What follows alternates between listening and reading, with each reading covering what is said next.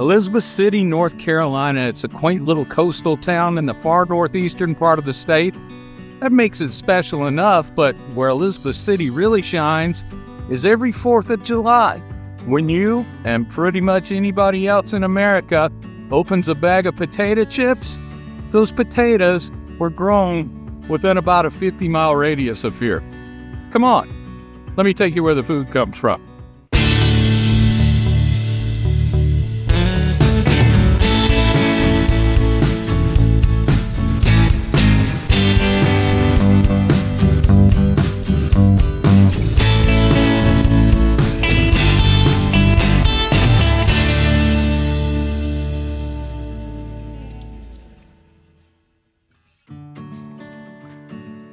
So Darren, are these potatoes for potato chips? These are chipping potatoes.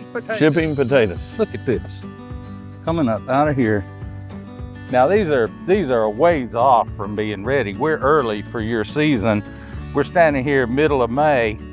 When will you optimally be looking to get these out of the field? These potatoes are about 75 days in, so we're like 25 to 30 days out before we'll be in here. And these potatoes here is the seed piece, so that's where it comes from. The seed piece. So that's what I just found here. Looks like a potato wedge. A potato wedge. Like you'd sit down and get in a restaurant, potato wedges. That's correct. That's still how, the same as it ever was. As it ever was. It's just a piece of a potato is gonna make that next generation of potatoes. Yes, sir. So I think a lot of people, I would say most people, look at a potato and they see, that's potato, that's potato, that's potato. People probably, I'll say I know they don't understand, it takes a different potato to do different things. If you're in a steakhouse, you want that nice russet Idaho baker. If you're processing for frozen French fries, you might want a slightly different potato. If you're making potatoes for potato salad, you're gonna want a different kind of potato. And if you're making potatoes for potato chips, you need a very specific potato with very specific characteristics. Tell us about that, Derek. So this potato here has really, what they want it for is high gravity. So the gravity, the weight of the potato is, so we want to get about, to make a pound of potato chips usually takes about 4 pounds of potatoes. Wow. So is that just the moisture content? The moisture content into the potato. So they really want the higher gravity, so it's more dry matter of the potato to produce more potato chips. Is it a different variety of potato? I mean, is that just, are there several varieties? There's several varieties of chipping potatoes, and they're known for their maturity. So their maturity's so timing wise here in North Carolina, you know, we'll start the second week of June and try to finish by the 4th of July in some of the later varieties, but they all have the same characteristics. What's the perfect size? I would guess potato chip size. Potato chip size, yeah.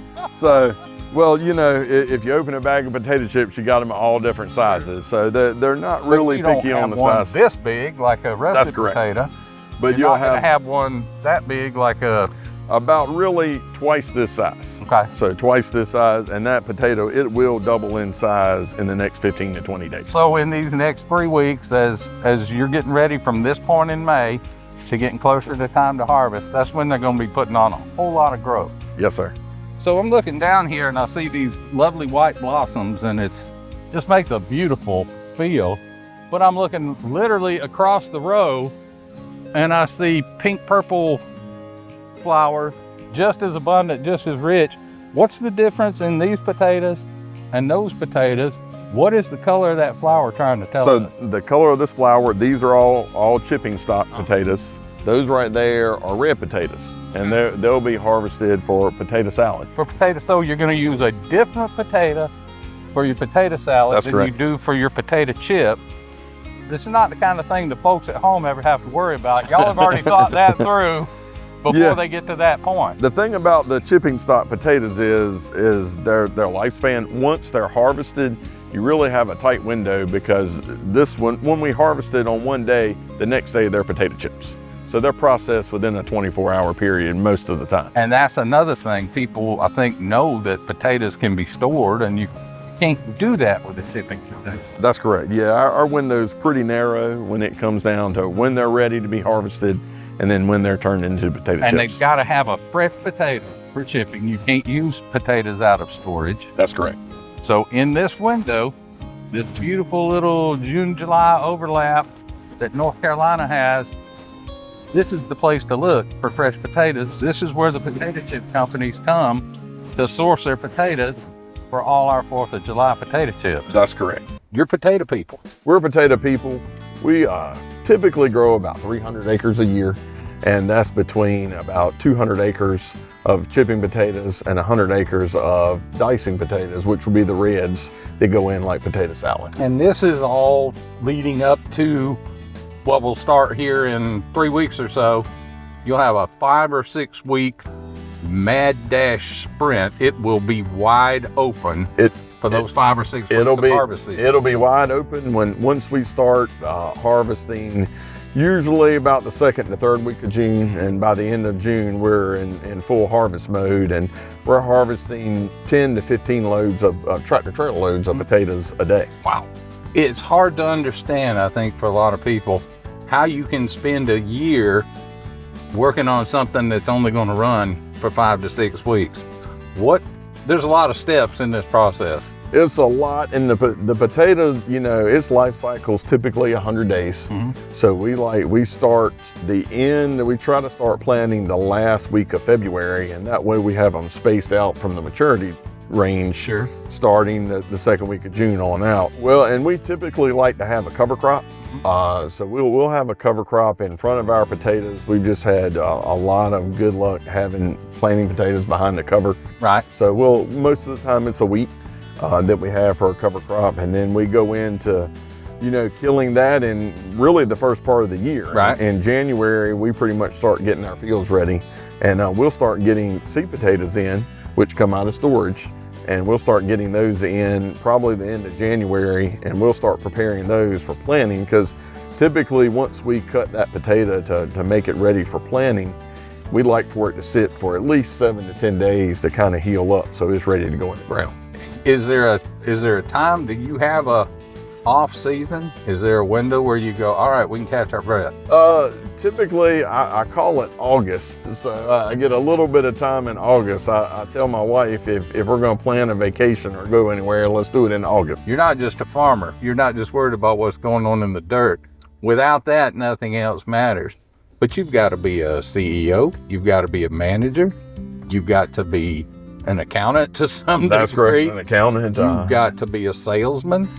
You've got to be a marketer, because these things aren't going to sell themselves. They're not going to jump up out of this field and go bring you money. That's correct. Yeah, it takes a whole year. I mean, if you're not marketing and then looking at marketing your crop, and sometimes you have to go out years, you know, really, if you're not looking ahead to what you're going to do next year or the following year and the potential prices of what you're going to be raising, you know, it's really a 3-year kind of window that you're looking at from a year-to-year basis. You know, it's been probably 4 years or so since I've been to Elizabeth City, in this area.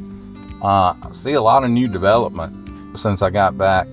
Is this an area, is there pressure on farmland here? Are you losing farmland to development? It's a lot of pressure on farmland around here, just because of the price of developing land versus the return on an acre from farming it. Right. You know, and that's one thing that we were. You know, I grew up in the business here of, my father-in-law always said, you can't put any fertilizer under a house. And that was one of his favorite sayings. So he really didn't care much for the development side of things, and was really wanting, and that's what really drove him to more get into acquiring farmland, was because of, you know, we have to have this land to continue to be productive around here. And you know, people don't realize that it's we need the farmers to continue to supply and feed the world. Black Gold has farms about anywhere you can think of, about anywhere you can grow potatoes. Black Gold has something going on there. Why the presence in North Carolina? Why the focus on North Carolina? What does this mean to the overall Black Gold program? About the time we start here in June, that's when most of the storage potatoes are running out. And in North Carolina, it's kind of there are already potatoes being harvested, not in North Carolina, but further south. Sure. But a lot of the chip plants that's up north are still running storage. Okay. Well, around June, and they go beyond that, but that's when most of them go to switch over from storage to fresh chip potatoes. And that's where it works in for us to have good quality potatoes to go in. It's an important time period in North Carolina because July 4th is one of the largest chip sales. I can't imagine there would be a bigger day for potato chips unless maybe it's Super Bowl Sunday. Those two would have to run neck and neck. They do. There's a lot of chip plants on the East Coast and a lot of population on the East Coast. So a lot of it is convenience, transportation, being able to get to them quickly. We've been told that sometimes these potatoes will go from in the field to becoming a potato chip in as little as 24 hours, 48 hours? Probably closer to 48 hours from North Carolina, but there are some, if they're really running low, they might could be in there in 24, but depends on how bad they need them at the moment. What makes that perfect chipping potato that's going to make a perfect potato chip? Well, that again is the quality inside. What does the chip look like inside? Does it have defects in it? We don't like to see any defects. Right. Also that higher gravity potato, which helps them in using less oil. So actually you make more money off of it because you get more chips out of the raw product. It's got to be a certain size. I mean, you wouldn't want a potato that big to make potato chips with. Years ago, the size didn't matter as much, but you have a undersize, so anything under a certain size, and sometimes some companies have a little bit different scale of where they want, but there's over the past few years, it's gone to wanting a little bit smaller potato, not that big one like you were just talking about, because there's not many big bags sold today as they were years ago. Sure. Now it's a lot of small bags. And so that big chip potato that was this big, you can't put that in that little bag. It's gonna be broken up. Well, look at that. Look coming out of here. There's one hanging onto the plant, and look at all of these he's picking up out of the dirt. 1, 2, 3, 4, 5, 6, 7, 8, 9. We got a couple of stragglers left behind. There they are. Now these are not completely ready yet, not completely mature. You could eat them now. I mean, it's a good potato. You want them to get a little more size on them yet? Yes, we want them to get a little more size. Right now, if you fry this potato, it's gonna fry brown. Okay. Because it's not ready. Okay. It's immature. We've harvested some potatoes at 100 days before, but this particular variety needs about 115 days to get to where, for our yield, as well as the quality. So you're gonna get about 40 more days on these potatoes.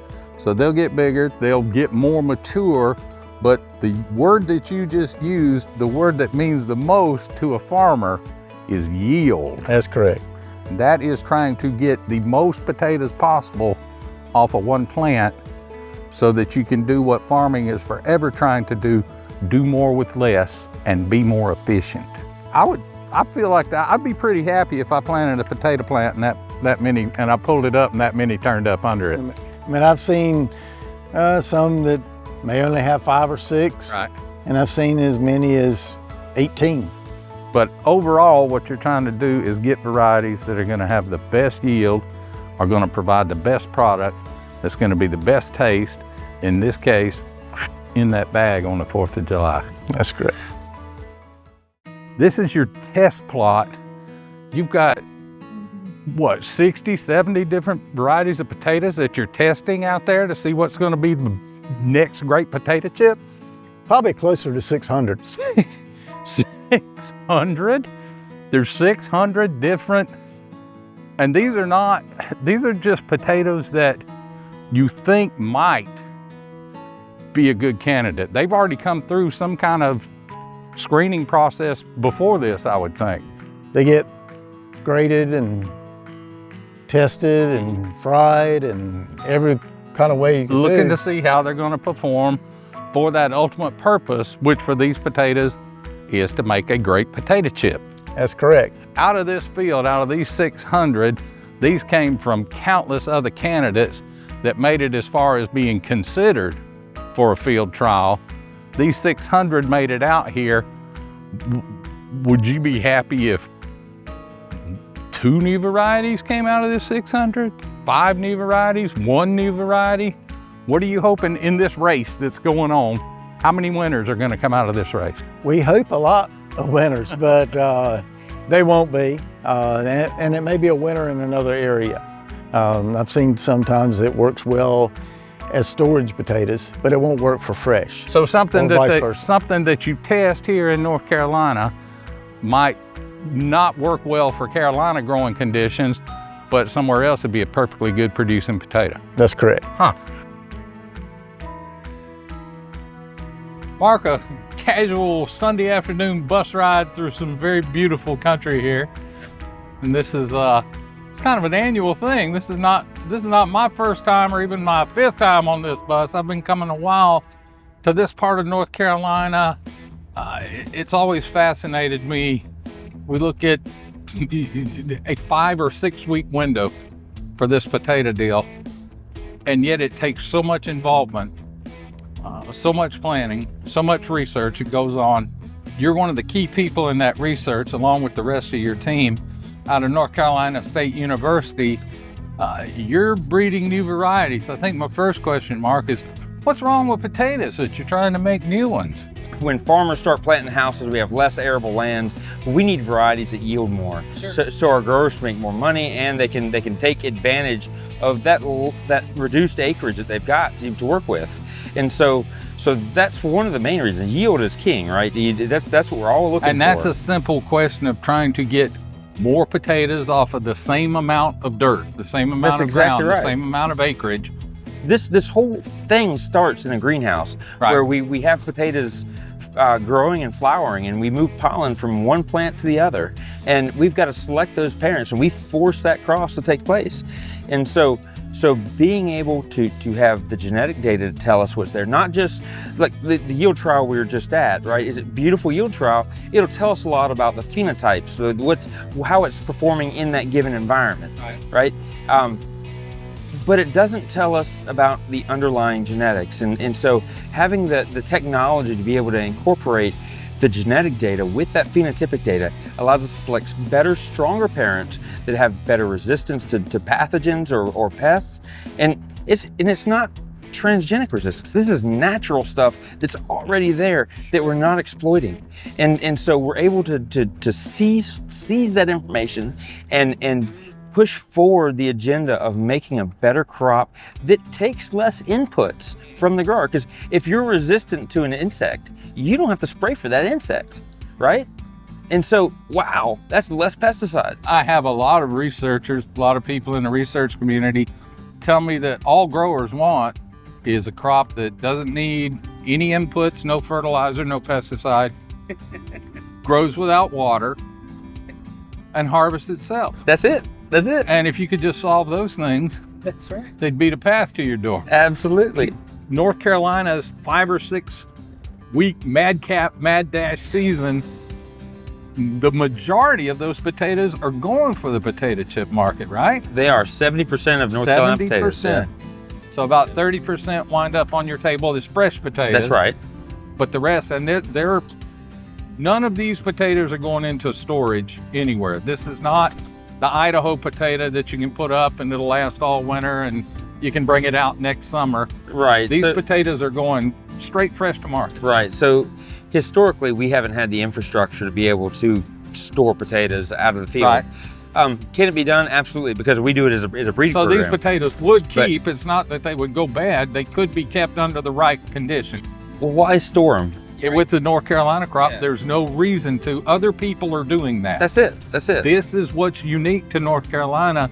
This window, this sprint, and in this window, what the potato buyers want is chipping potatoes for potato chips. Yep. It's one of my favorite things to think about. You never know where I'm going to be on the 4th of July. I always love the idea that I'm going to open a bag of potato chips, and there's a really good chance those are potatoes from right around this part of the country here So in North if you're Carolina. on the East Coast, they're probably North Carolina They're potato chips. just about going to be, and that is, so probably 75 to 80% of Americans are celebrating the 4th of July every year with North Carolina potato That's chips. it. That's How cool it. is that? How cool is that? Just a handful of farmers and other players in this North Carolina potato deal. It may be small to you, but it's big potatoes to them.